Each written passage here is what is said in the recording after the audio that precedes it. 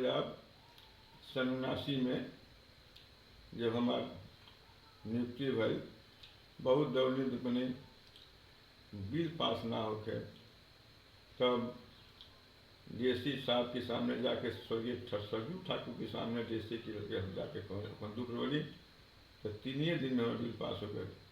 बड़ा खुश भैले। वह कप्तान सुना करें कि दूसर कौनो धंधा करके आपन दिन बितई है, शिक्षा विभाग में मास्टर बन के ये बाबू मत यही है। हम ही गईनी बाउल कैनी, खैनी लम्हर धोखा, साथी सही समोसा भैले हम हो गईनी चोखा। जिंदगी भर नौकरी करब छुट्टी ना कबो हरानी, बुढ़ी समैया कानल जेब घर में दुनू परानी।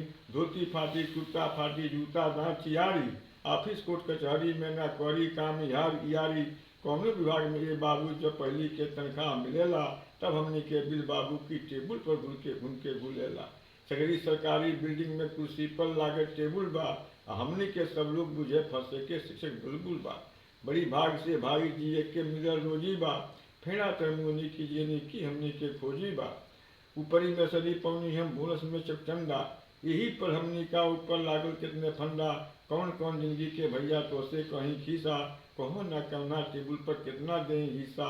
सरकारी कर्जा अवगे बाटे साहब महाजन भइल जौन, घर में मेहरी गाना मांगे लड़का मांगे बिल बाटम। तो डीएससी डीओ के देखनी बीओ सीओ, भीतर से जौहर देता सब बाहर कहे जियो। भूल भटक के जो चली है बढ़िया कहीं किरानी, तोले थोड़े दिन में 3 पुस्त के छुट्टी सली हरानी। खाई धर कहीं मर जाइए इमत बात भूलई है, शिक्षा विभाग में मास्टर बन के ये बाबू मत यही है, ये बाबू मत यही है, ये बाबू मत यही है।